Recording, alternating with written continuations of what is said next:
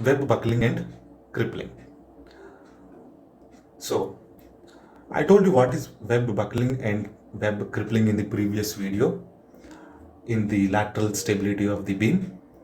So a heavy load or a reaction concentrated at a particular point on a beam produces a region of high compressive stress in the web, either under the load or at the support. That's true. See, take a beam here. When a load is being subjected here, these are the supports. So this is a reaction A. If this is A and this is B, and this is total length is L, and there is a support here. So reaction RB. So because of the load that is acting W, there is a reaction here, W by 2 and W by 2. And because of these point loads, at this particular region, there is going to be a concentrated compressive stress, high compressive stress, either under load, that is at this section at the place of W, or at the support at RA and RB. So this causes three things. The beam is going to fail by web crippling, or it is going to fail by web buckling or vertical buckling, or web crushing. We are going to see how to calculate the load at which a beam section is going to buckle.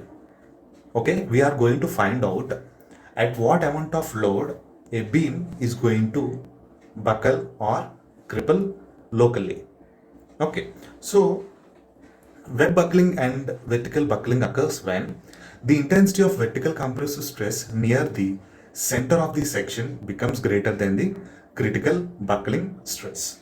We call this as, of course, we can denote with various things, various denotions. So the web buckling or vertical buckling is going to be seen when the intensity of vertical compressive stress on the beam near the center of the section becomes greater than the critical buckling section for the web acting as a column. So I told you that this web is acting as a column. So if you see this, at any particular section of the beam, this is the beam, and at this particular section, this is the section. Okay, so there is a load acting here. Because of that high compressive stress or load, this column which is present here, it is going to buckle. For hot rolled beams, initial failure is by web crippling rather than by buckling. So this is how it is going to fail. In case of rolled steel beams, the failure is generally being seen by web crippling rather than buckling. So what is crippling and what is buckling? Of course, we have seen, if this is the I section, if a section is failing by crushing at the flange to web connection, that is called as crippling, and this is called as buckling. So for a rolled section, this is what happened. This is how a section is going to fail. And whereas in built-up beams with greater depth to T by ratio, failure occurs by vertical buckling. So this is what happens in case of built-up beams, and this is what happens in case of rolled. This is how the web is going to fail in the two cases. In order to avoid this, what we do is we use web stiffeners are provided at point of load, and reaction or thickening of the web will solve this issue. So to avoid this buckling or crippling, what we need to do is we need to use some web stiffeners if they are needed, or simply what you can do is you can increase the thickness of the web. If the thickness of the web is less, and if you cannot increase the thickness of the web, then you better use the web stiffeners at the support or at the point of load. This figure here helps us to understand what is web stiffener. So in this figure you can see here, this is a web stiffener, and see here, this is an I section beam, this is an I section beam, and this is a built-up beam, as you can see. And see, the web is of very high length. See, the small d value is high, right? So there is a chance for web buckling. This is a built-up bar, right? So there is a chance for web buckling. So what we do is we provide stiffeners. So web stiffeners and they are nothing but metal sheets of certain thickness, and they are placed from top to bottom here, and they are welded at the top and bottom. They give support, something like, see, this is how a beam is going to look, a built up beam, right? So when you provide stiffeners, what you do is you provide it here.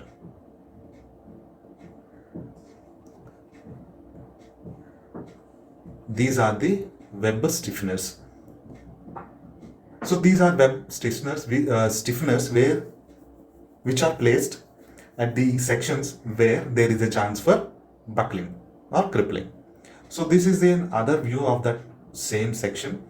We are using the stiffeners here at this particular sections, web stiffeners. And of course, web stiffeners are different types. They can be placed in any of these ways. See, this is a plate.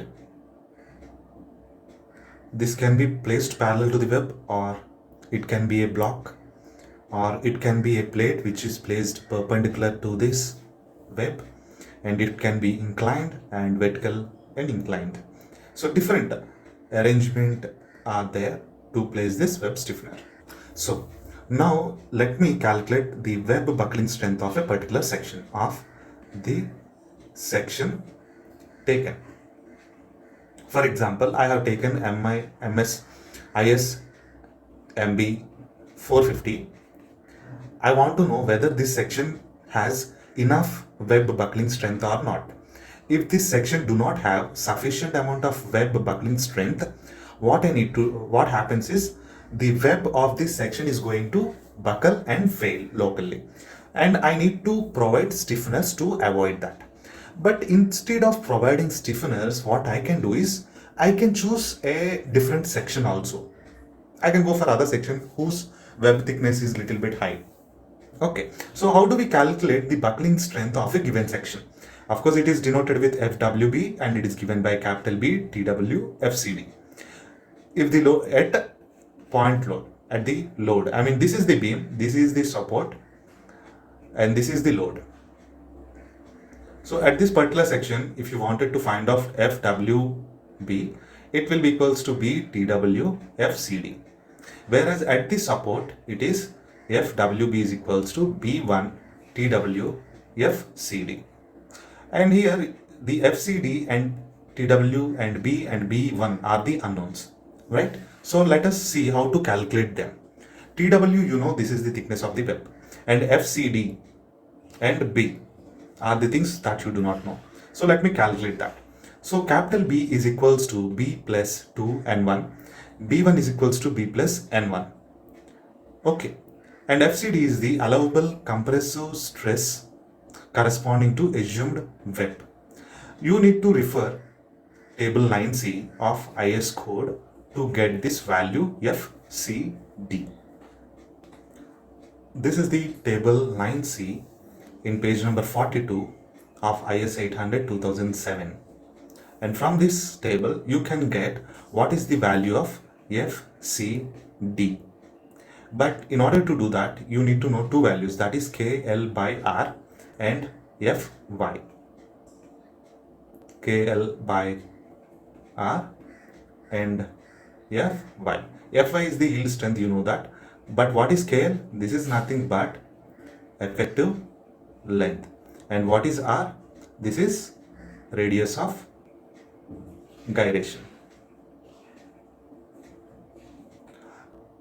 The other unknown is here, you know this and you know this now, B and B1, capital B and capital B1. So I'm saying that it is equals to B1 plus B plus 2N1 and B plus N1. So what do you mean by that? So let me take this figure here to you and help you find out.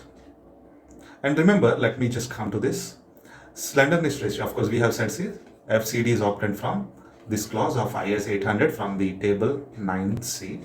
Lambda is the slenderness ratio, and lambda is equals to KL by R. that is effective length by radius of gyration Ry. Effective length is equals to 0.7d and this is Ry, and Ry is equals to, you know, that moment of inertia by area of the section. From this equation it is root over t square by 12 or t by root 12, and putting it, lambda is equals to 2.5 into d by t. Let me concentrate on this figure. And we have two figures, of course. In this figure we are dealing with bearing capacity or crippling, and here we are dealing with buckling, right? So this is a beam of some constraint, and the load is being applied on this beam. And remember, the load is not directly imposed on the beam at a particular section. In order to decrease the impact of load on this beam, we put a bearing plate. We call this as bearing plate on the beam, and on that beam you apply force. So let the width of the bearing plate be B, and capital B is the distance between the two sections that is obtained by drawing a line at 45 degrees from the edges of the bearing plate to the neutral axis. So I have taken a 45 degrees angle and a line, and this is the point where it touches the neutral axis, and this is the point where it is, and this distance is nothing but capital B. Coming to the place of support, so here it is the support, this is the bearing plate again, this is the bearing plate width is B, but here it would be only one side. You can draw this line, therefore this. So here B1 is equals to B plus N1, here B is equals to small b plus 2 times of N1. Okay, so these are the values of B and B1. So by putting these two values, you can calculate what is the strength of the section against buckling at the point of load and at the point of support. And it is a common practice that it is sufficient to measure the buckling strength at the support. It is sufficient. So when we are solving the problems, this is what I consider. So I will directly write FWB is equals to B plus N1 into TWFCD. So what is N1 here? N1, you need to know what is N1 and B, right? So B is the width of the bearing plate. Width of the bearing plate, right? So what is N1, guys? This is 45 degrees, so this is going to 45 degrees. This is 90, so this is going to be again 45 degrees. So you know what is this value? This N1 will be equals to this value, right? What is this value? Capital D by 2, isn't it, right? So this is how you find out what is N1, and thereby you can get B or B1. So this is the expression. So after calculating FWB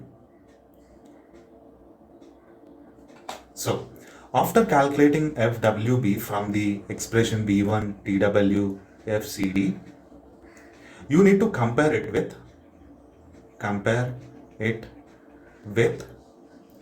V, that is factored shear force due to loads. Okay, so if FWB is less than B, it is safe. But if FWB is greater than V, buckling of web happens. So you need to change the section, or you need to put the stiffeners there. In web crippling, so you also need to check what is the strength of the section in crippling. Is that web is going to be failing because of crippling or not? So you need to check, you need to calculate the web crippling strength of that particular section, which is given by FWC. and it is given by B1 TW FYW by gamma M naught at point load. Of course, at support at the reactions, it is B2 TW FYW by gamma M naught. Of course, gamma M0 is going to be 1.1, and FYW is the yield strength of the section, and TW is the thickness of the web. And B1 and B2 are obtained from this following figure. See here, this is the bearing plate, and here is the other bearing plate, and there is a point load acted on this here. So B is the bearing plate width or bearing width. So in the numerical problems, he simply just gives you the bearing length is equals to something, that is B value anamata. So now how do you get this B1? So just take a line with slope of 2.5, 1 in 2.5, and draw a line, and this intersection point at this section, this is N1, this is N1. Of course, how do you get that N1? That's simple. See here, జనరల్గా ఒక I section చూస్తే ఇట్లా ఉంటుంది, rolled సెక్షన్ని.